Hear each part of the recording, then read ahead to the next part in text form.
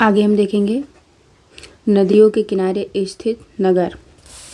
अगर हम बात करें पहले क्वेश्चन की कि रूस का वोल्गोग्राड शहर किस नदी के किनारे अवस्थित है, तो ये वोल्गा नदी के किनारे स्थित है। यूरोप की सबसे लंबी नदी है। फिर हम लंदन किस नदी के तट पर स्थित है, तो ये थेम्स नदी के किनारे स्थित है। अगला है सेंट पीटर्सबर्ग किस नदी के तट पर स्थित है, तो ये नेवा नदी के किनारे स्थित है। फिर अगला क्वेश्चन है दक्षिण कोरिया की राजधानी सियोल किस नदी के तट पर स्थित है, तो ये हान नदी के तट पर स्थित है। फिर अगला है जर्मनी का हैम्बर्ग शहर किस नदी के तट पर स्थित है, तो ये एल्ब नदी पर नदी पर तट पर स्थित है। फिर अगला है नदियों के किनारे स्थित विश्व के महत्वपूर्ण नगर।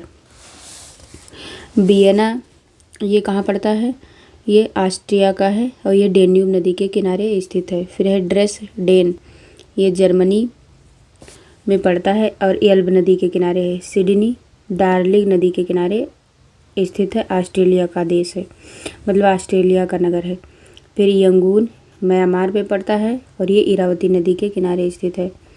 फिर है क्यूबेक ये कनाडा में है, सेंट लॉरेंस नदी के किनारे। फिर है वारसा है पोलैंड में, ये विस्चुला नदी के किनारे है। फिर है हैम्बर्ग ये जर्मनी में है और ये एल्ब नदी के किनारे है।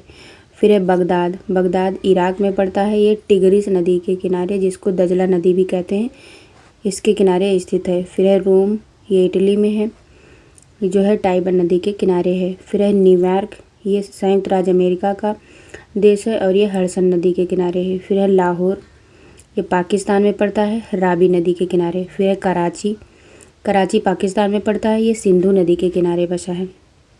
अगला वाशिंगटन डीसी ये संयुक्त राज्य अमेरिका का है, ये पोटोमैक्स नदी के किनारे है। फिर नेक्स्ट है लंदन ये ब्रिटेन में पड़ता है और टेम्स नदी के किनारे स्थित है। फिर है मॉस्को ये रूस में पड़ता है, ये मस्कोवा नदी के किनारे है। फिर है कोलोन ये जर्मनी में पड़ता है, राइन नदी के किनारे है। फिर है ब्यूनस आयर्स ये अर्जेंटीना में पड़ता है, ला प्लाटा नदी के किनारे है। फिर है मॉन्ट्रियल ये कनाडा में पड़ता है और सेंट लॉरेंस नदी के किनारे है। फिर अगला है न्यू ऑरलियंस ये संयुक्त राज्य अमेरिका का है और ये मिसिसिपी नदी के किनारे है। फिर अगला है अल कैरो ये काहिरा में मिस्र में, ये काहिरा इसको बोलते हैं अल कैरो और ये मिस्र में है और ये नील नदी के किनारे है। अगला है बर्लिन ये जर्मनी में पड़ता है, ये शिप्री नदी के किनारे। फिर है दिल्ली ये भारत में है, भारत की राजधानी है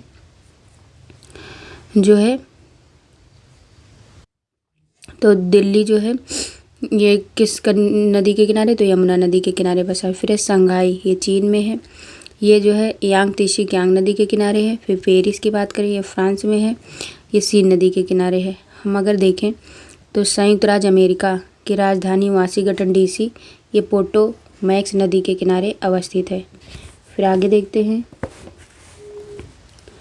आगे है कि भारत की राजधानी दिल्ली किस नदी के किनारे है, तो ये आपने पढ़ा कि यमुना। फिर दजला एवं फरात नदियों के संगम पर इराक का बसरा शहर बसा हुआ है। इराक का कौन सा शहर, बसरा शहर। अगला है फ्रांस की राजधानी पेरिस किस नदी के तट पर है, तो ये सीन नदी।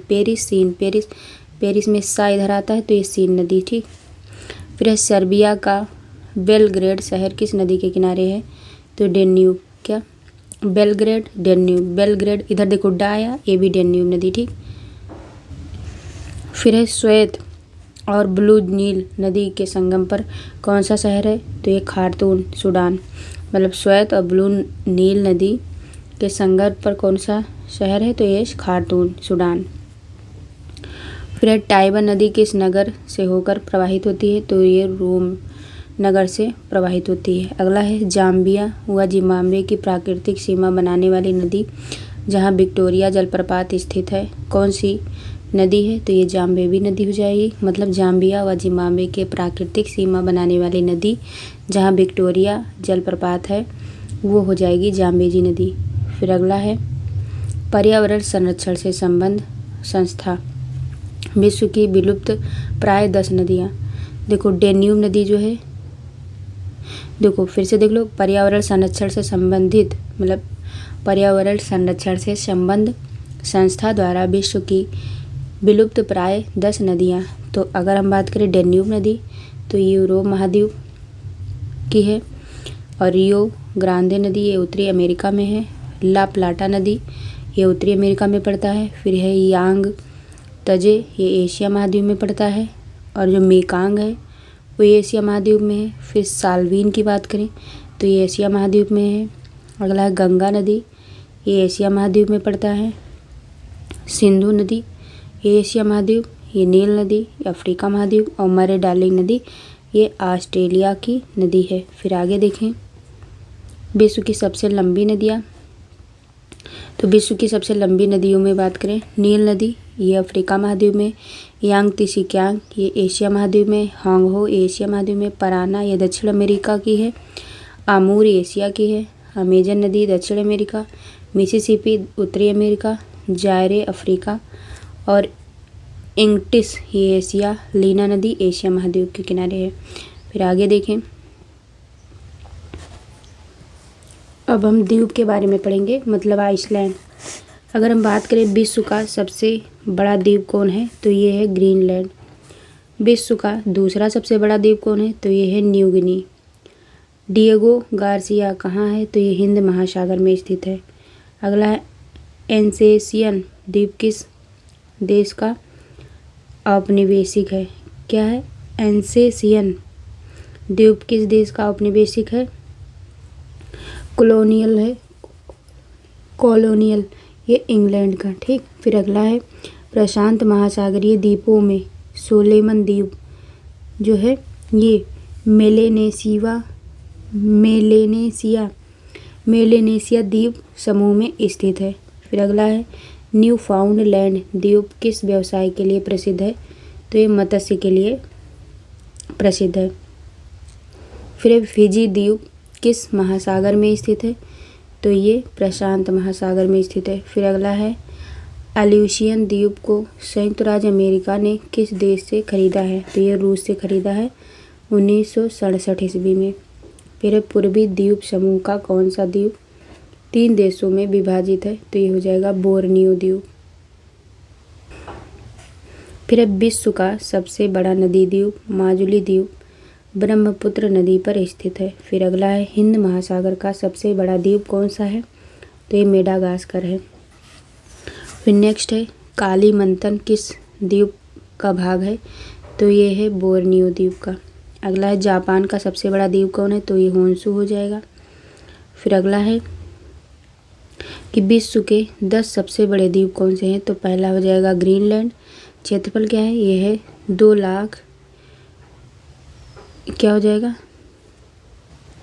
तो ये हो जाएगा 21,75,600 वर्ग किलोमीटर में। फिर न्यू गिनी की बात करें तो ये है 7,85,753 वर्ग किलोमीटर।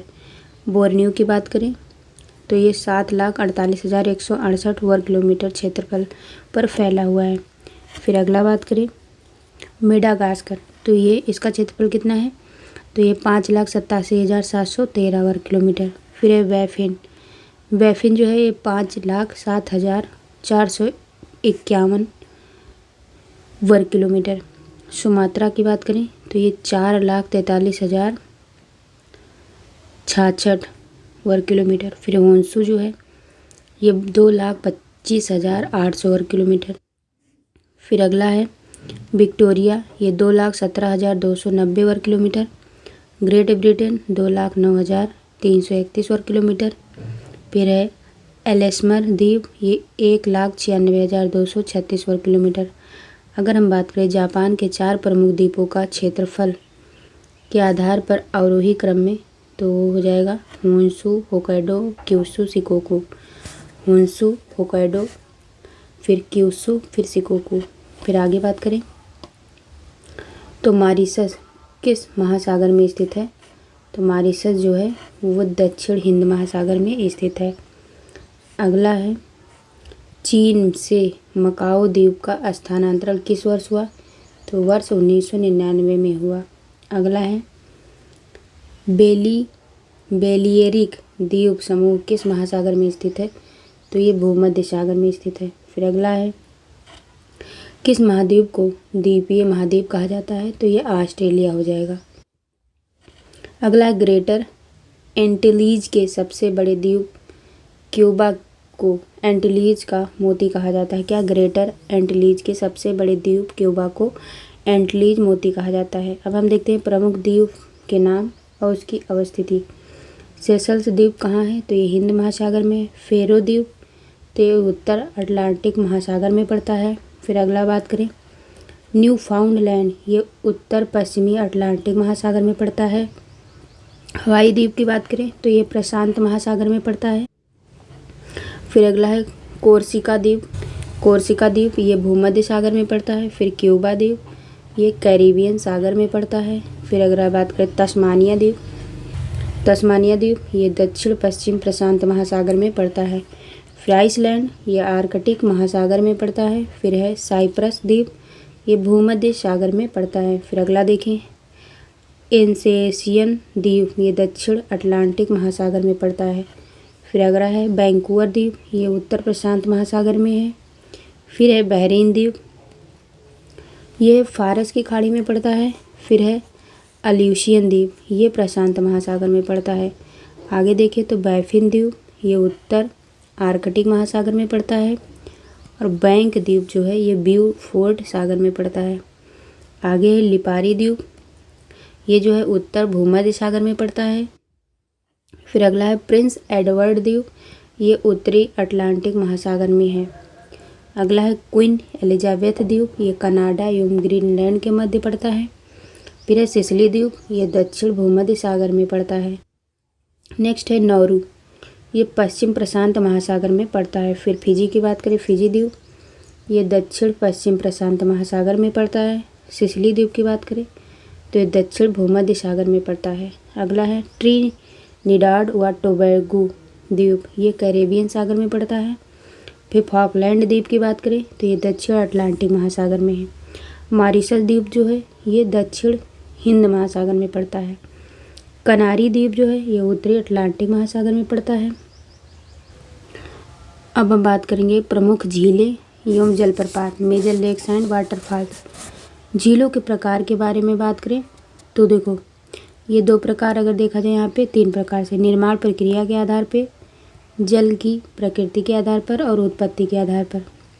निर्माण प्रक्रिया के आधार पर प्राकृतिक झीलें होती हैं और कृत्रिम झीलें होती हैं। और जल की प्रकृति के आधार पर ये खारे पानी की झीलें और मीठे पानी की झीलें। उत्पत्ति के आधार पर इसको कई भागों में वर्गीकृत किया गया है।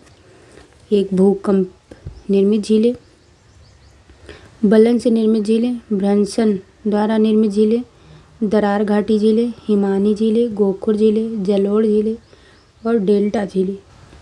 फिर अगला देखें तो विश्व में ताजे जल की सबसे बड़ी झील कौन सी है? तो ये हो जाएगा सुपीरियर झील। फिर अगला है विश्व की सर्वाधिक गहरी झील कौन है? तो यह है बैकाल झील जो कि रूस, गहराई इसकी है 1642 मीटर। फिर है विक्टोरिया जलप्रपात किस नदी पर अवस्थित है? तो ये जाम्बेजी नदी पर अवस्थित है। अगला है नियाग्रा जलप्रपात, कनाडा एवं संयुक्त राज्य अमेरिका के मध्य स्थित है। अगला क्षेत्रफल और आयतन के आधार पर खारे जल की विश्व की सबसे बड़ी झील कौन है? तो यह है कैस्पियन सागर। फिर अगला है प्रसिद्ध अंगुली नुमा झीलें किस देश में स्थित है? तो ये संयुक्त राज्य अमेरिका में 11 झीलों का समूह है। अगला है विश्व का सबसे ऊंचा जलप्रपात कौन है? तो ये एंजिल जलप्रपात है। फिर है ग्रेट साल्ट लेक किस श्रेणी की झील है?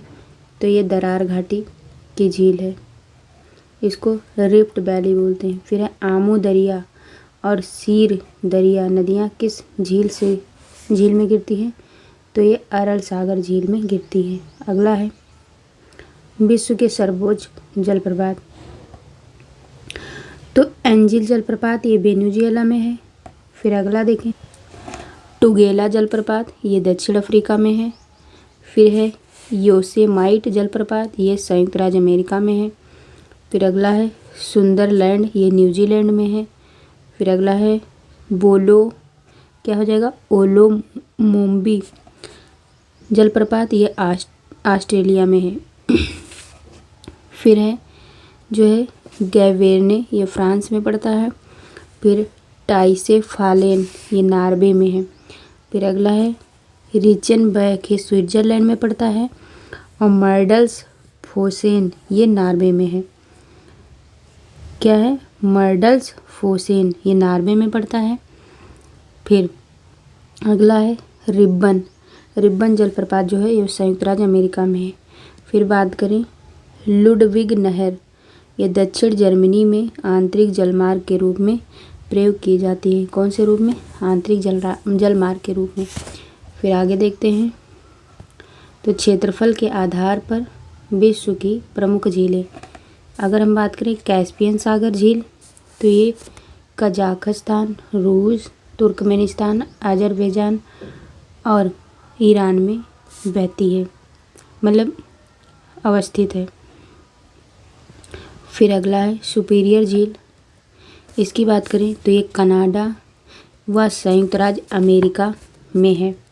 अगला है विक्टोरिया झील, ये युगांडा, केन्या व तंजानिया में पड़ता है। फिर है ह्यूरॉन। ह्यूरॉन जो है ये इसकी स्थिति क्या है? कनाडा व संयुक्त राज्य अमेरिका। नेक्स्ट है मिशिगन, ये संयुक्त राज्य अमेरिका में पड़ता है। फिर है ग्रेट बियर, ये कनाडा में है। फिर है ग्रेट स्लेव, ये भी कनाडा में है। फिर अगला बात करें इरी। इरी जो है ये कनाडा व संयुक्त राज्य अमेरिका में पड़ता है। फिर है ओंटारियो, ये कनाडा व संयुक्त राज्य अमेरिका में है। फिर बात करें लाडोगा। लाडोगा जो है ये रूस में पड़ता है। फिर बाल्खस, ये कजाकिस्तान में है। अगला है ओनेगा, ये रूस में पड़ता है। फिर बात करें अथावास्का, ये कनाडा में है। फिर रेंडियर जो है ये भी कनाडा में है। फिर इसकी बात करें इसिकुल तो ये किर्गिस्तान में है। अगला है विनिपेग, ये कनाडा में पड़ता है। फिर अल्बर्ट, ये युगांडा व कांगो में है। फिर है मनीटोबा, ये कनाडा में है। ग्रेट साल्ट जो है ये अमेरिका में पड़ता है। वुड जो है ये कनाडा व संयुक्त राज्य अमेरिका में है। फिर आगे देखें, अगला है जल संधियाँ। देखिए डेविस जल संधि किन दो जल क्षेत्रों को जोड़ती है? तो ये बैफिन की खाड़ी और अटलांटिक महासागर को जोड़ती है। तो ये जो है बैफिन की खाड़ी और अटलांटिक महासागर को जोड़ती है। कौन? बैफिन की खाड़ी। अगला है कौन सी जल संधि यूरोप को अफ्रीका से पृथक करती है? तो जिब्राल्टर हो क्या हो जाएगा? जिब्राल्टर। फिर है आर्कटिक महासागर, प्रशांत महासागर और बेरिंग की जल संधि क्या है? आर्कटिक महासागर एवं प्रशांत महासागर को बेरिंग जल संधि जोड़ती है। फिर अगला है हार्मुज जल संधि कहाँ है? तो ये फारस की खाड़ी तथा ओमान की खाड़ी के मध्य स्थित है। कौन? जो है हार्मुज जल संधि। फिर एशिया को उत्तरी अमेरिका से कौन जल डमरू मध्य पृथक करता है? तो ये हो जाएगा बेरिंग। फिर है 6 डिग्री चैनल किन दो क्षेत्रों को पृथक करता है? तो ये ग्रेट निकोबार को सुमात्रा से, मतलब इंडोनेशिया से। फिर है इंग्लिश चैनल एवं उत्तरी सागर को कौन सी जल संधि जोड़ती है? तो ये डोवर जल संधि। यूनाइटेड किंगडम और फ्रांस को जोड़ने वाली सुरंग डोवर जल डमरू मध्य से निकाली गई है। क्या है? यूनाइटेड किंगडम और फ्रांस को जोड़ने वाली सुरंग डोवर जल डमरू मध्य से निकाली गई है। फिर पाक जल डमरू मध्य किन दो जल राशियों के मध्य स्थित है? तो ये मन्नार की खाड़ी और बंगाल की खाड़ी। लाल सागर को अदन की खाड़ी से कौन सी जल संधि जोड़ती है? तो ये हो जाएगा बाबल मांडेव। फिर है जौहर जल संधि किन दो देशों को पृथक करती है? तो ये सिंगापुर को मलेशिया से। फिर अगला है कि विश्व की प्रमुख जल संधियाँ। तो देखो मलक्का जल संधि जो है ये अंडमान और दक्षिण चीन सागर को जोड़ती है। कहाँ पे है ये? तो इंडोनेशिया, मलेशिया। फिर पाक जल संधि ये मन्नार की खाड़ी और बंगाल की खाड़ी को जोड़ती है, भारत श्रीलंका के बीच में है। फिर है सुंडा जल संधि ये जावा और हिंद महासागर के बीच में को जोड़ती है, इंडोनेशिया में है। फिर है युकाटन जल संधि ये जो है मैक्सिको की खाड़ी और कैरेबियन सागर को जोड़ती है, मैक्सिको तथा क्यूबा में इसकी अवस्थिति है। अगला है ओरंटो जल संधि। ये एड्रियाटिक सागर एवं आयोनियन सागर को जोड़ती है। ये इटली और अल्बानिया के बीच है। फिर अगला है बाब अल मांडेब जल संधि। ये लाल सागर अदन की खाड़ी के बीच है। ये है यमन जिबूती। फिर मोजाम्बिक चैनल, ये हिंद महासागर को जोड़ती है। ये मोजाम्बिक और मेडागास्कर के बीच में है। फिर है नॉर्थ चैनल, ये आयरिश सागर एवं अटलांटिक महासागर को जोड़ती है। आयरलैंड और इंग्लैंड में इसकी अवस्थिति है। फिर है टारस जल संधि, ये अराफुरा सागर और पापुआ की खाड़ी को जोड़ती है और ये जो है पापुआ न्यू गिनी ऑस्ट्रेलिया में अवस्थित है। फिर है बास जल संधि, ये तस्मान सागर और दक्षिण सागर के बीच में है। ये ऑस्ट्रेलिया महाद्वीप में है। फिर है अगला बेरिंग जल संधि, ये बेरिंग सागर तथा चुकची सागर में स्थित है। ये अलास्का रूस में स्थित है। फिर अगला है बास्पोरस जल संधि, ये काला सागर एवं मरमरा सागर में स्थित है। ये तुर्की जो है तुर्की में अवस्थित है। फिर अगला है डेविस जल संधि, ये बैफिन खाड़ी एवं अटलांटिक महासागर में अवस्थित है। ये ग्रीनलैंड कनाडा।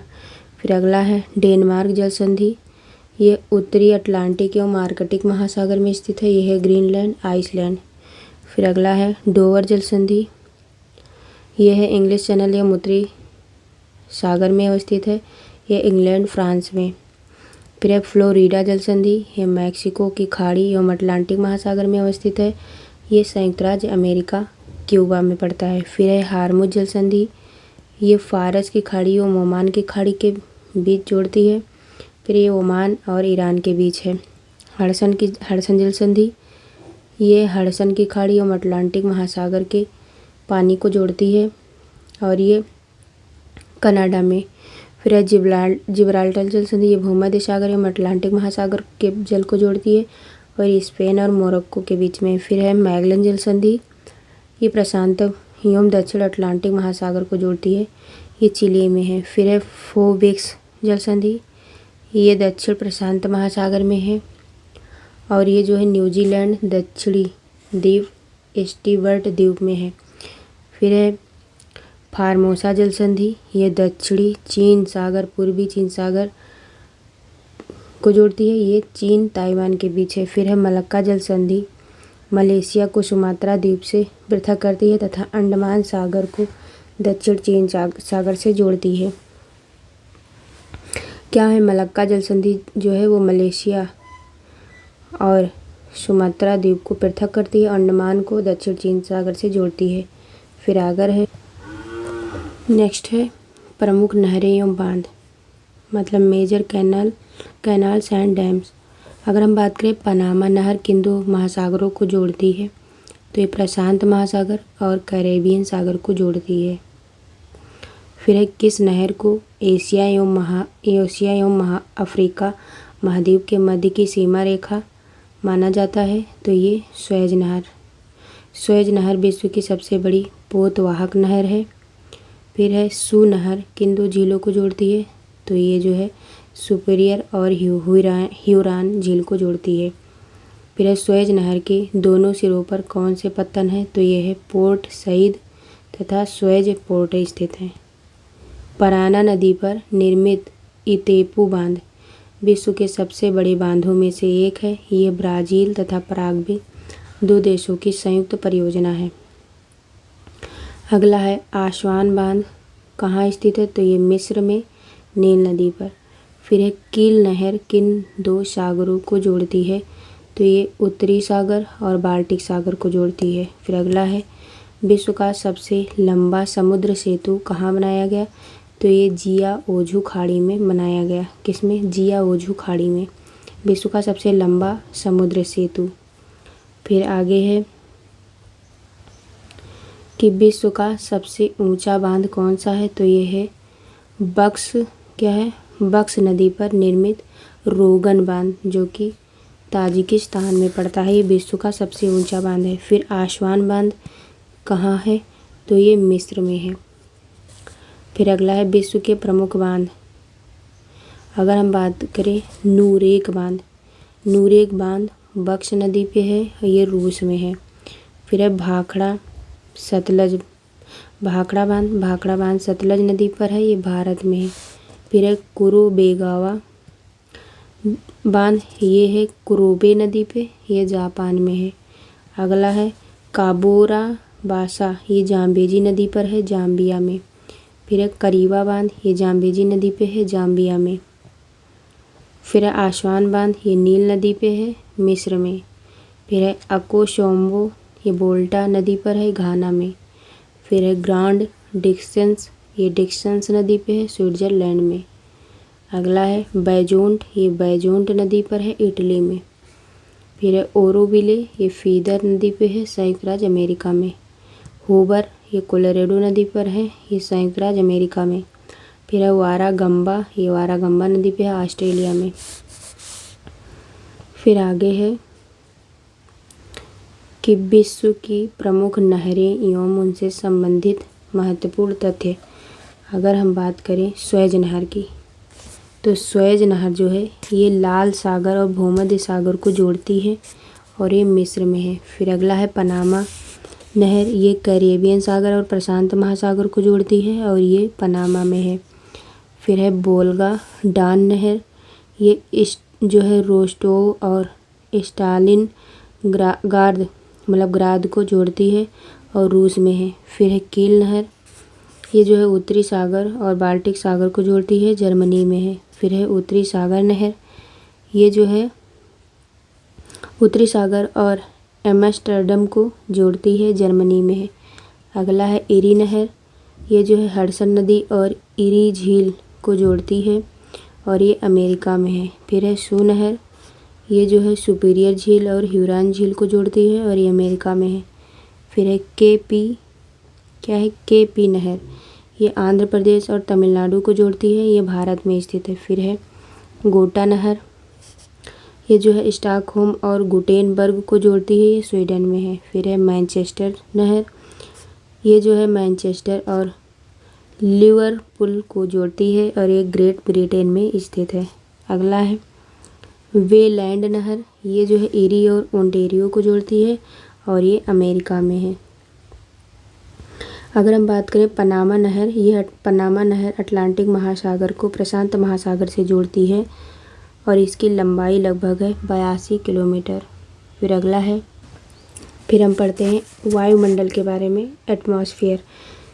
इसमें देखो, अगर हम बात करें वायुमंडल की संरचना व विभिन्न परतें, तो देखो यहाँ से लेके, ठीक है, इतना, ये जो है 50, जो सबसे ऊपरी निचली परत है, वहाँ से लेके 50 किलोमीटर तक पाया जाता है क्या, समताप मंडल। समताप मंडल जो है ये 8 से 18 किलोमीटर के बीच में क्या होता है, ये है पृथ्वी सतह, यहाँ पे वर्षा होती है, बिजली, और ये जो है देखो ये क्षोभ मंडल, ठीक है।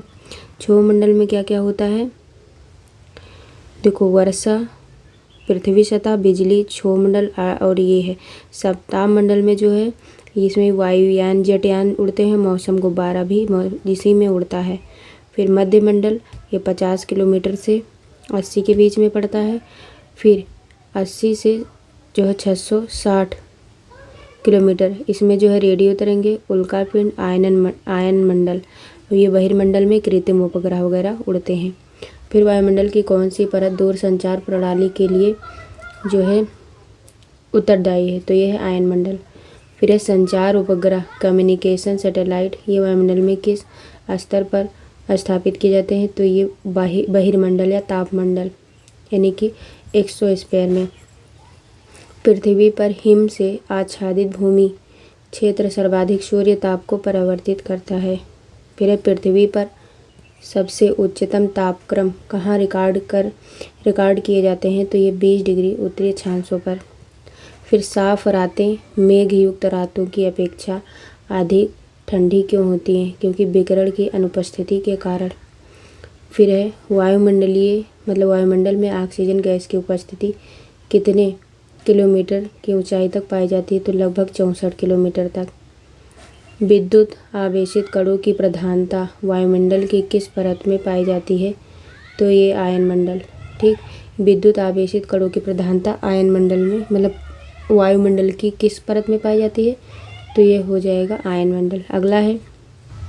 अगला समताप मंडल में स्थित ओजोन परत का कार्य भूतल पर पराबैंगनी किरणों को रोकना, मतलब ओजोन जो है समताप मंडल में होता है, ठीक है, ओजोन परत। फिर है ओजोन परत के संरक्षण के लिए मॉन्ट्रियल प्रोटोकॉल पर किस वर्ष सहमति बनी, तो यह 1987। कब? 1987।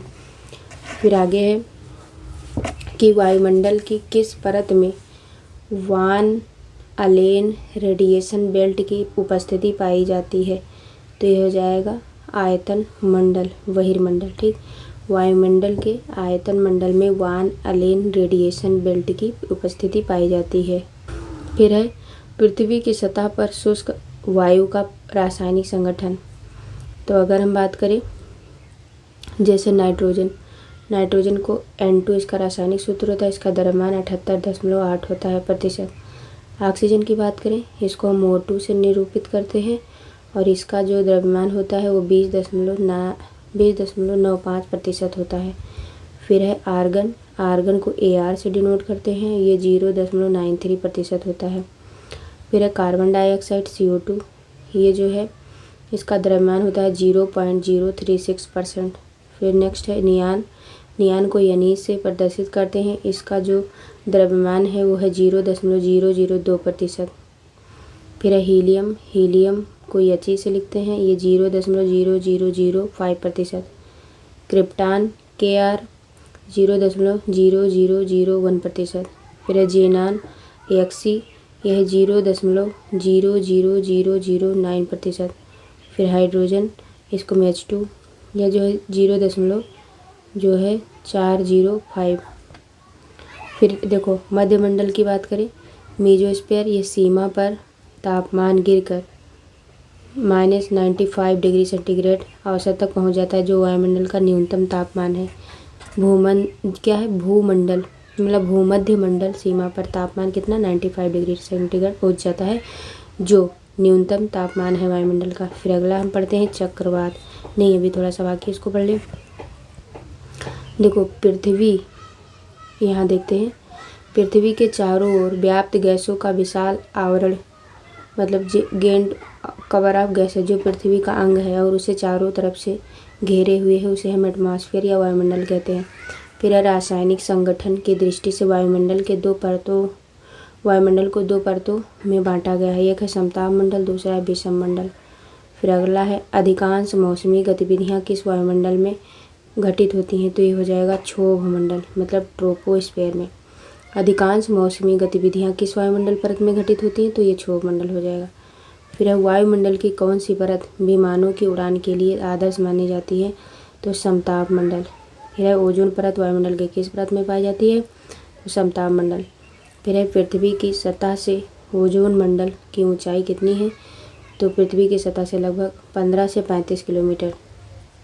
फिर है रेडियो तरंगों के परावर्तन के लिए वायुमंडल का कौन सा स्तर उत्तरदायी होता है, तो आयन मंडल।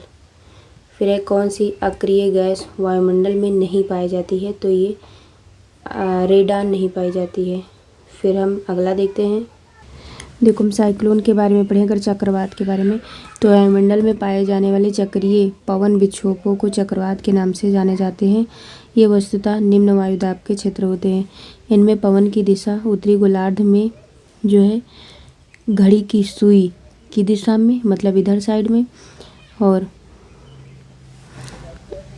घड़ी की सुई के दिशा के विपरीत में तथा दक्षिणी में अनुकूल होती है। क्या होता है इनमें जो होता है पवन की दिशा उत्तरी गोलार्ध में घड़ी की सुई की दिशा के विपरीत तथा दक्षिणी गोलार्ध में अनुकूल होती है, मतलब ये इधर ना होकर के क्या होती है, इधर को होती है, ठीक। फिर है चक्रवात के प्रकार, तो देखो ये है टाइप्स ऑफ साइक्लोन में देखा जाए तो शीतोष्ण कटिबंधीय चक्रवात और एक है उष्ण कटिबंधीय चक्रवात। शीतोष्ण मतलब क्या बोलते हैं, टेम्परेट साइक्लोन, और ये ट्रॉपिकल साइक्लोन। अगर हम बात करें कर्क रेखा व मकर रेखा के निकट कौन सा चक्रवात उत्पन्न होता है, तो ये उष्ण कटिबंधीय होता है। फिर टाइफून चक्रवात, क्या टाइफून चक्रवात से कौन सा क्षेत्र प्रभावित होता है, तो चीन सागर। फिर है शीतोष्ण कटिबंधीय चक्रवात 35 से 65 अक्षांशों के मध्य उत्पन्न होता है। कौन? शीतोष्ण कटिबंध चक्रवात 35 से 65 के अक्षांशों के बीच होता है। फिर है ग्रीष्म काल में इंटरट्रॉपिकल कन्वर्जेंस ज़ोनाइटिस सीजेड का विस्थापन भूमध्य रेखा के किस गोलार्ध में होता है? तो ये उत्तरी गोलार्ध में। फिर अगला है, अगर यहाँ इस फिगर को देखा जाए तो यहाँ पे क्या हो जाएगा, ये उत्तर पश्चिमी चतुर्थांश है। क्या है ये है उत्तर पश्चिमी चतुर्थांश, और ये क्या है इधर, ये है उत्तर पूर्व चतुर्थांश, और ये जो है ये है दक्षिण पूर्व उष्ण चतुर्थांश, और इधर का पूरा ये इतना है, ये है दक्षिण पश्चिम शीत चतुर्थांश। फिर ये बीच में जो है ये यहाँ पे निम्न दाब केंद्र होता है, ठीक, और ये है उष्ण वृत्तांत, और फिर इसके बाद में यहाँ पे समदाब रेखा है, यह है शीत वाताग्र, और इधर क्या हो जाएगा, इधर हो जाएगा उष्ण वाताग्र, ये उष्ण वाताग्र हो जाएगा। फिर जैसे जैसे ऊपर जाएंगे तो देखो ये 3 लाइनें हैं, ठीक है। यहाँ पे जो देखो यहाँ पे है 1023 MB, और फिर यहाँ पे 1020 MB, फिर 1017 MB, फिर 1014 MB, फिर लास्ट में है 2000 मतलब 1011 MB। फिर आगे देखते हैं कि आगे है कि टॉर्नेडो की तीव्रता के मापन हेतु किस मापक का प्रयोग किया जाता है? तो ये किया जाता है फुजीटा स्केल। फिर अगला है टॉर्नेडो का संबंध मुख्यतः संयुक्त राज्य अमेरिका और ऑस्ट्रेलिया से। क्या? टॉर्नेडो का संबंध मुख्यतः संयुक्त राज्य अमेरिका और ऑस्ट्रेलिया से। फिर बिली क्या है? तो ये उत्तर पश्चिम ऑस्ट्रेलिया का उष्णकटिबंधीय चक्रवात है। फिर अगला है कि तूफानों की निरंतर गति मापने के लिए किसका प्रयोग किया जाता है? तो ये साफिर सिम्पसन स्केल। फिर आगे देखते हैं, आगे है कि विश्व के प्रमुख चक्रवात। तो अगर यहाँ पे देखें तो 2018 में चक्रवात कौन सा? तितली आया था भारत में, सामर सोमालिया गल्फ ऑफ अडन में आया था, फिर लुबान अरब समुद्र में आया था, गाजा गल्फ ऑफ आइलैंड में आया था, हरिकेन माइकल ये संयुक्त राज्य अमेरिका, टाइफून यूतू ये फिलीपींस, हरिकेन वलाका ये हवाई द्वीप और प्रशांत महासागर। फिर हम 2019 की बात करें तो इसमें पाबुक थाईलैंड, म्यांमार, अंडमान द्वीप समूह और ओवेन जो है ये ऑस्ट्रेलिया। फिर है 2020 में ये अम्फान भारत में, बांग्लादेश, श्रीलंका में, आथर जो है उत्तरी अमेरिका, निसर्ग जो है भारत, निवार जो है भारत, श्रीलंका, टाइफून मोलावे जो है वियतनाम, टाइफून गोनी ये फिलीपींस, हरिकेन एटा ये मध्य अमेरिका, हरिकेन डेल्टा ये संयुक्त राज्य अमेरिका। फिर 2021 की बात करें तो गुलाब भारत, तौकते भारत, यश भारत, फराजी हिंद महासागर, जवाद बंगाल की खाड़ी भारत। फिर 2022 की बात करें तो आसानी बंगाल की खाड़ी, इमनाती हिंद महासागर, एलेक्स अटलांटिक महासागर, बोनी अटलांटिक महासागर, सितरंग बंगाल की खाड़ी, शाहीन अरब सागर और गुलाब बंगाल की खाड़ी। फिर 2023 के बारे में बात करें तो फ्रेडी ये दक्षिण हिंद महासागर, बिपरजॉय ये उत्तरी हिंद महासागर, फिर कैबियन ये दक्षिण चीन सागर, तेज जो है ये अरब सागर। फिर अगला है बैरोमीटर में पारे के स्तर की अचानक गिरावट किस घटना का सूचक है? तो यह है तूफान के आने का कारण, मतलब आने का सूचक। फिर है शीतोष्ण कटिबंध चक्रवात उत्तरी गोलार्ध में कब उत्पन्न होते हैं? तो ये केवल शीत ऋतु में। फिर भारत में चक्रवातीय पूर्वानुमान की जानकारी कौन देता है? तो ये क्षेत्रीय विशेष मौसम विज्ञान केंद्र दिल्ली। फिर है चक्रवात के केंद्र में निम्न दाब जबकि परिधि की ओर उच्च दाब की स्थिति होती है तथा प्रति चक्रवात में इसके विपरीत स्थिति होती है। अगर हम बात करें चक्रवात के केंद्र को किस नाम से जाना जाता है? तो चक्रवात की आँख कहते हैं, आई ऑफ द साइक्लोन। उष्णकटिबंधीय चक्रवात यानी कि ट्रॉपिकल साइक्लोन उत्तरी दक्षिणी गोलार्धों में 5 से 30 डिग्री अक्षांशों के मध्य उत्पन्न होते हैं। संयुक्त राज्य अमेरिका के किस क्षेत्र को टॉर्नेडो एली कहा जाता है? तो ये मिसिसिपी मिसौरी घाटी को। फिर आगे है कि पवन और आर्द्रता विंड्स एंड ह्यूमिडिटी दक्षिणी गोलार्ध में हवाओं के बाईं ओर विचलन का कारण क्या है, तो यह पृथ्वी का घूर्णन। फिर है चालीसा पवनें किस महासागर में प्रवाहित होती हैं, तो ये हिंद महासागर में। अगला है उच्च दाब क्षेत्र में भूमध्य रेखा की ओर चलने वाली पवनें क्या कहलाती हैं, तो व्यापारिक पवनें कहलाती हैं। फिर एक गर्म एवं शुष्क पवन जोड़ा को एंडीज के मैदानी भागों में किस नाम से जाना जाता है, तो ये शीत फान के नाम से जाना जाता है। फिर है दोनों गोलार्धों 30 से 35 डिग्री अक्षांश से 60 से 65 अक्षांश की ओर चलने वाली अस्थायी पवनों को क्या कहते हैं, तो ये कहते हैं पछुआ पवन। फिर देखो संयुक्त राज्य अमेरिका के मध्य मैदानों पर चिनूक हवाओं के प्रभाव में देखो क्या हो जाए, संयुक्त राज्य अमेरिका के मध्य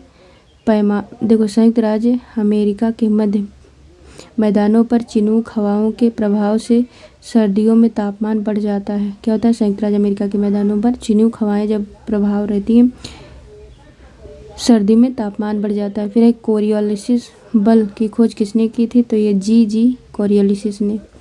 फिर आगे है कि सिरोको पवन के प्रभाव से होने वाली वर्षा को किस नाम से जानते हैं, तो ये रक्त वर्षा जानते हैं। किसके, रक्त वर्षा के नाम से जानते हैं। फिर अगला है स्थानीय पवनें ग्रीष्म ऋतु के 6 माह समुद्र क्या है 6 माह समुद्र से स्थल की ओर तथा शीत ऋतु में 6 माह स्थल से समुद्र की ओर चलती हैं। फिर डॉक्टर हवा यानी कि डॉक्टर बिन्स को किस नाम से जाना जाता है, तो हर्मटन पवन के नाम से जानते हैं। अगला है रोन नदी से भूमध्य सागर तक प्रवाहित होने वाली मिस्ट्रल किस प्रकार की पवन है, तो ये है ठंडी ध्रुवीय पवन।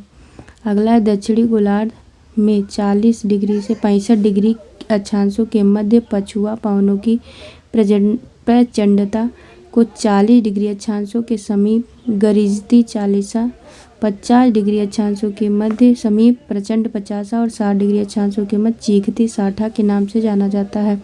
फिर आगे देखते हैं। फिर देखो विश्व की प्रमुख स्थानीय पवन चिनूक जो है ये राकी पर्वत पर चलती है और ये गर्म व शुष्क हवा है। फिर फान पवन है ये आल्प्स पर्वत स्विट्जरलैंड में और ये गर्म व शुष्क हवा है। फिर है सिरोको, यह है मिस्र, लीबिया, ट्यूनीशिया, स्पेन, कनारी व मेडिस द्वीप, यह गर्म शुष्क तथा रेत पवने हैं। फिर अगला है ब्लैक रोलर, यह है उत्तरी अमेरिका के विशाल मैदानों में, यह गर्म एवं धूल भरी शुष्क है। फिर है सिमोक, यह है अरब के रेगिस्तान में गर्म व शुष्क हवा। फिर है हर्मटन, ये सहारा रेगिस्तान में, ये गर्म तथा शुष्क हवा है। फिर है ब्रिक फील्डर, यह ऑस्ट्रेलिया तथा विक्टोरिया प्रांत में, ये उष्ण व शुष्क हवा द्वारा। फिर है नार्वेस्टर, यह उत्तरी न्यूजीलैंड भारत काल वैशाखी, ये गर्म व शुष्क हवा। फिर है लू, यह है उत्तर भारत में, यह प्रचंड व शुष्क हवा है। अगला है मिस्ट्रल, यह है स्पेन व फ्रांस, ये ठंडी ध्रुवीय हवाएं हैं। फिर है टेम्पोरल, यह मध्य अमेरिका में, ये जो है मानसूनी हवा। फिर है बोरा, यह है इटली व यूगोस्लाविया, यह है शुष्क व अत्यधिक ठंडी हवा। फिर है ब्लिजर्ड, यह साइबेरियाई क्षेत्र कनाडा संयुक्त राज्य अमेरिका, ये ध्रुवीय हवाएं हैं। फिर नार्टे, ये संयुक्त राज्य अमेरिका में और ये जो है ध्रुवीय पवन है। फिर है दक्षिणी बस्टर्स, क्या है दक्षिणी बस्टर, ये न्यू साउथ वेल्स ऑस्ट्रेलिया में, ये जो है तेज व शुष्क ठंडी पवने हैं। फिर हम मैस्ट्रो की बात करें, भूमध्य सागर क्षेत्र में आता है और ये जो है उत्तर पश्चिमी पवन है। फिर है लेवांटर, ये दक्षिणी स्पेन फ्रांस में आता है और ये जो है पूर्वी ठंडी पवने हैं। अब हम बात करें ध्रुवीय पवने उत्तरी गोलार्ध में उत्तर पूर्व से दक्षिण पश्चिम की ओर व दक्षिणी गोलार्ध में दक्षिण पूर्व से उत्तर पश्चिम की ओर प्रवाहित होती हैं। ये क्या था, मतलब प्रमुख स्थानीय पवने। फिर हम अलग देखें। फिर अब हम वन देखते हैं, फॉरेस्ट, ये वन बायोम फॉरेस्ट ब्लोम, ठीक है। अगर हम बात करें तो ये सदाबहार वन और पर्णपाती वन होते हैं। देखो सदाबहार वन जो है ये उष्ण कटिबंधीय सदाबहार वन, मध्य अक्षांशीय सदाबहार वन, भूमध्य सागरीय सदाबहार वन और शंकुधारी वन। पर्णपाती जो होता है ये मध्य अक्षांशीय पर्णपाती वन और उष्ण कटिबंधीय पर्णपाती वन अथवा मानसूनी वन। अगर हम यहाँ पे देखें तो पृथ्वी पर अधिकांश सघन वन कहाँ पाए जाते हैं, तो ये विषुवत रेखा के पास पाए जाते हैं। फिर शंकुधारी वनों में मुलायम लकड़ी वाले वृक्ष पाए जाते हैं। फिर अगला है कि भूमध्य रेखा के निकट किस प्रकार के वन पाए जाते हैं, तो उष्णकटिबंधीय वन पाए जाते हैं। फिर है वैश्विक वन क्षेत्र में से किसके विस्तार की प्रतिशतता सर्वाधिक होती है, तो यह है शीतोष्ण शंकुवृक्षी शंकुधारी मतलब क्या है शीतोष्ण शंकुवृक्षी वन। क्या वैश्विक वन क्षेत्र में से किसके विस्तार की प्रतिशतता सर्वाधिक होती है, तो यह शीतोष्ण शंकुवृक्षी वन। फिर अगला है डेलवर्जिया प्रजाति किस वनस्पति से संबंधित है, तो यह है शीशम से। फिर हम आगे देखें तो विस्तृत उष्णकटिबंधीय वर्षा वन कहाँ पाए जाते हैं, तो ये कांगो घाटी में पाए जाते हैं। अगला है विषुवतीय प्रदेशों और उष्णकटिबंधीय तटीय प्रदेशों में भारी वर्षा और उच्च तापमान की दशाओं में सघन ऊंचे व विश्व के सर्वाधिक विविधतापूर्ण जैव संपदा वाले उष्णकटिबंधीय सदाबहार वन पाए जाते हैं। विश्व के सबसे बड़े एवं घने वन किस देश में पाए जाते हैं, तो ये ब्राज़ील में। फिर है विश्व में ईंधन काष्ठ का सबसे बड़ा उत्पादक देश कौन है, तो ये है इंडोनेशिया। फिर देखो मुलायम लकड़ी एवं लकड़ी की लुगदी का सबसे बड़ा उत्पादक एवं निर्यातक देश कौन है, तो कनाडा है। फिर है अगला नेक्स्ट है कि भूमध्य सागरीय वन किस उत्पाद के लिए प्रसिद्ध है, तो ये खट्टे फलों के लिए भूमध्य सागरीय वन। फिर है टुंड्रा प्रदेश का प्रमुख खाद्य पदार्थ क्या है, तो ये है सील मछली।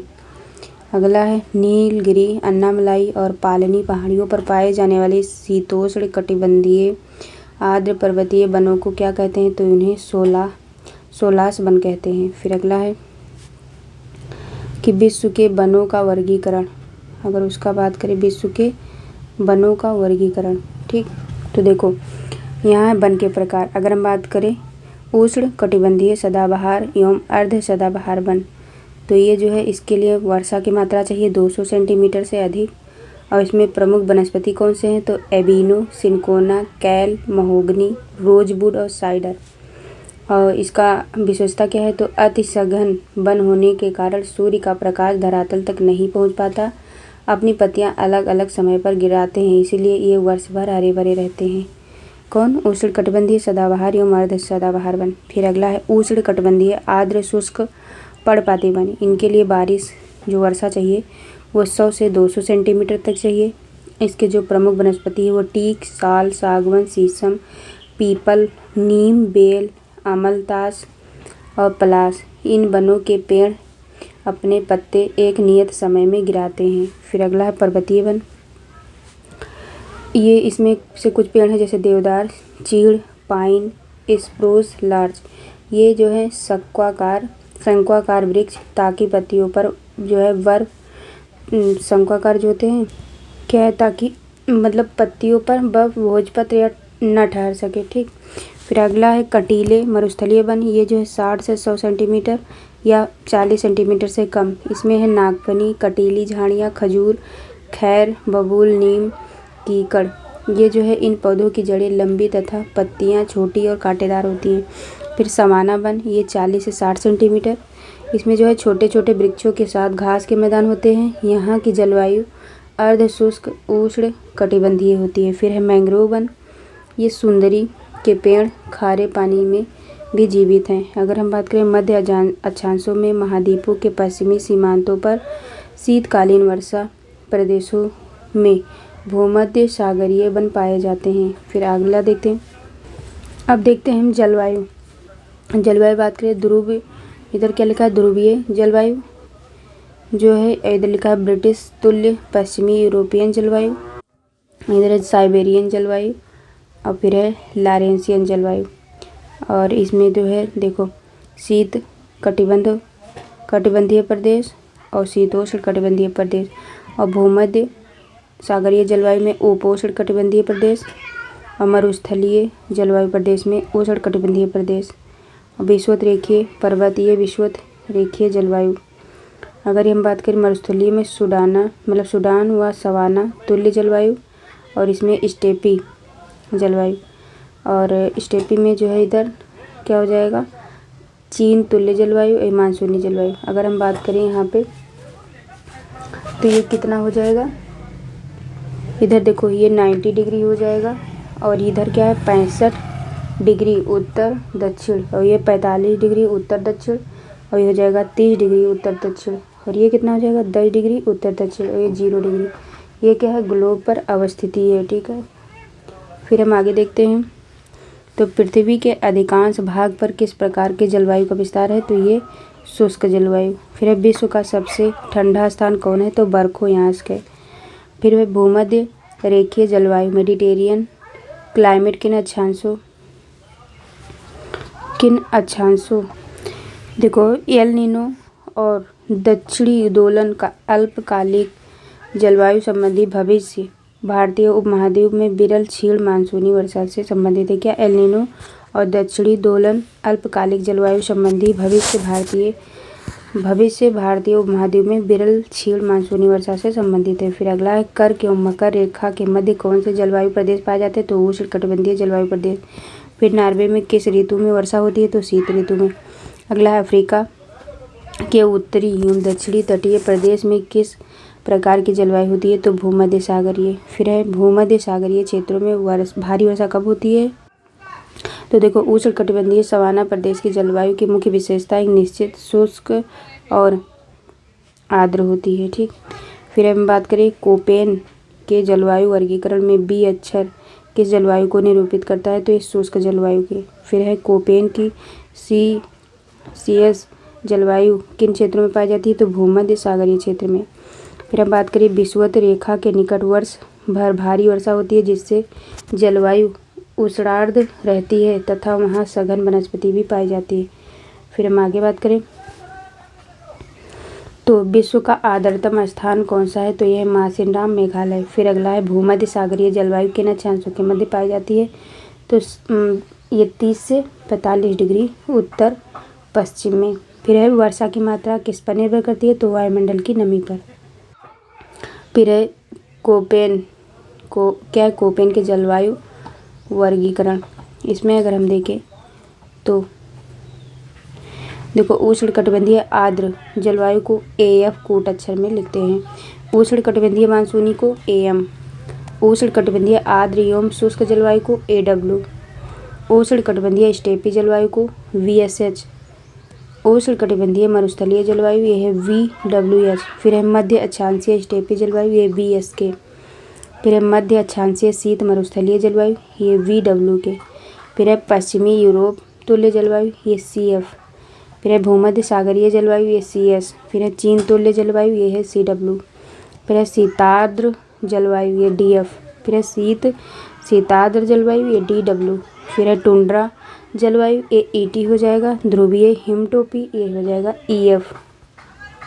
अगर हम बात करें तो विषुवत रेखा के निकट वर्ष भर भारी वर्षा होती है जिससे जलवायु उष्णार्द्र रहती है और यहाँ सघन वनस्पति पाई जाती है। अगला देखते हैं वैश्विक जलवायु का वर्गीकरण। तो देखो जलवायु के प्रकार अगर हम बात करें विषुवत रेखीय जलवायु प्रदेश तो इसमें संवहनीय वर्षा लगभग 200 सेंटीमीटर पूरे वर्ष भर उच्च तापमान होता है। फिर इसमें प्रमुख वनस्पति कौन हो जाएगा, एबोनी, सिनकोना, रबड़, बांस और महोगनी। फिर हम बात करें उष्णकटिबंधीय मानसूनी वन तो इसमें हो जाएगा देखो उष्णकटिबंधीय मानसूनी वन, इसमें तापमान मौसम के अनुसार बदलता है। इसमें गन्ना, कपास, चाय, कहवा और खाद्यान्न फसलें। फिर है सवाना तुल्य जलवायु प्रदेश, इसमें वर्ष भर उच्च तापमान किंतु ग्रीष्म ऋतु की तुलना में शीत ऋतु में सूर्य की किरणें हल्की तिरछी पड़ती हैं। इसमें जो है कम ऊंचाई के वृक्षों सहित घास के बृहत मैदान पाए जाते हैं। फिर है अगला क्वेश्चन कि मरुस्थलीय जलवायु तो ये हो जाएगा दैनिक एवं वार्षिक तापांतर दोनों अधिक, औसत वार्षिक वर्षा 25 सेंटीमीटर से भी कम, कटीली और छोटी झाड़ियाँ। फिर है भूमध्य सागरीय जलवायु प्रदेश, इसमें है ग्रीष्मकाल शुष्क आर्द्र, शीतकाल अधिकांश वर्षा शीतकाल में, और जैतून, अंजीर तथा खट्टे व रसदार फल जैसे संतरा, शीतकाल में अंगूर, नींबू आदि। फिर है स्टेपी तुल्य जलवायु प्रदेश, यह है ग्रीष्म ऋतु एवं शीत ऋतु के तापमान में अंतर, इसमें है वृक्ष रहित घास के मैदान। फिर अगला है चीन तुल्य जलवायु प्रदेश, इसमें ग्रीष्म ऋतु में हवाएं समुद्र से स्थल की ओर प्रवाहित होती है जबकि शीत ऋतु में इसके विपरीत स्थल से समुद्र की ओर प्रवाहित होती है। इसमें ओक, चेस्टनट एवं पाइन पाए जाते हैं। अगला है ब्रिटिश तुल्य जलवायु प्रदेश। इसमें पछुआ पवनों का प्रभाव वर्ष भर रहता है तथा पूरे वर्ष लगभग समान रूप से वर्षा होता है, मतलब कि ग्रीष्म ऋतु की तुलना में शीत ऋतु में अधिक होता है। इसमें जो है स्प्रूस, फर एवं सीडार के वृक्ष पाए जाते हैं। फिर हम बात करें साइबेरियन जलवायु प्रदेश। इसमें वार्षिक वर्षा अत्यंत कम तथा वार्षिक तापांतर अधिक होता है। इसमें कौन से वृक्ष होते हैं? तो लार्च के वृक्ष, स्प्रूस एवं पाइन के वृक्ष पाए जाते हैं। नेक्स्ट क्वेश्चन है लॉरेंसियन जलवायु प्रदेश। इसमें सामान्यतः वर्ष भर वर्षा होती है। और बात करें तो शीत ऋतु की तुलना ग्रीष्म ऋतु से में अधिक क्या है? शीत ऋतु की तुलना ग्रीष्म ऋतु में अधिक होती है। फिर हम इसमें पेड़ की बात करें तो इसमें पाया जाता है चीड़, हेमलॉक, प्रेरी घास के मैदान पाए जाते हैं। फिर हम आगे देखें, नेक्स्ट क्वेश्चन है कि टुंड्रा जलवायु प्रदेश। इसमें जो है सूर्य के प्रकाश का अभाव होता है तथा दैनिक तापांतर न्यूनतम होता है। इसमें वृक्ष पाए जाते हैं कौन से? तो ये मांस और काई पाई जाती है। फिर हम आगे देखें, देखो हेकिस्टोथर्म पौधा, ये क्या होता है? हेकिस्टोथर्म पौधा। इसके लिए न्यूनतम तापीय दशाएं क्या होती हैं? तो बहुत कम ताप पर हेकिस्टोथर्म पौधा जो है होता है। इसके लिए ताप जो होता है ताप मतलब कम होता है। फिर अगला देखें, दक्षिण एशिया में स्थित बांग्लादेश मानसूनी जलवायु क्षेत्र के अंतर्गत आता है। क्या? दक्षिण एशिया में स्थित बांग्लादेश मानसूनी जलवायु क्षेत्र के अंतर्गत आता है। अगर हम बात करें दैनिक एवं वार्षिक तापांतर दोनों किस जलवायु क्षेत्र में अधिक होते हैं? क्या? दैनिक एवं वार्षिक तापांतर दोनों किस जलवायु क्षेत्र में अधिक होते हैं? तो ये हो जाएगा मरुस्थलीय जलवायु प्रदेश। फिर आगे बात करें तो उष्णकटिबंधीय जलवायु का सर्वाधिक विस्तार किस महाद्वीप में होता है? तो ये होता है अफ्रीका महाद्वीप। क्या? उष्णकटिबंधीय जलवायु का सर्वाधिक विस्तार किस महाद्वीप में होता है? तो अफ्रीका महाद्वीप। फिर अगला है पवनों का मौसमी उत्क्रमण किसका प्रारूपीय विलक्षण है? तो ये मानसूनी जलवायु का। फिर अगला क्वेश्चन है कि टुंड्रा बंजर भूमि क्या है? टुंड्रा बंजर भूमि शब्द किस भाषा से लिया गया है? तो ये फिनिश भाषा से लिया गया है, जो है फिनलैंड की भाषा है।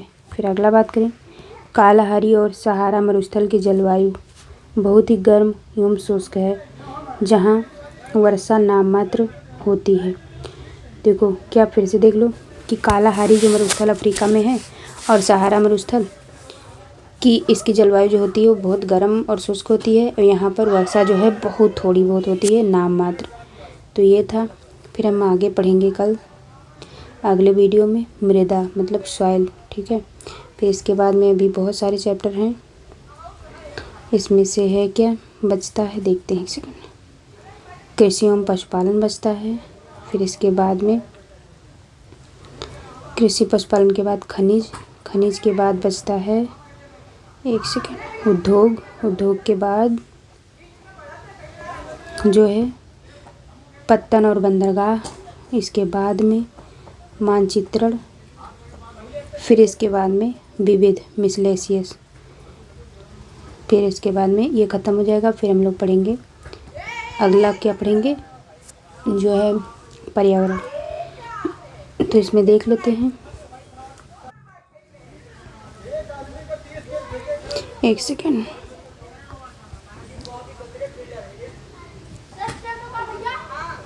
ये पूरा पढ़ लिया गया है हम लोग, ठीक है।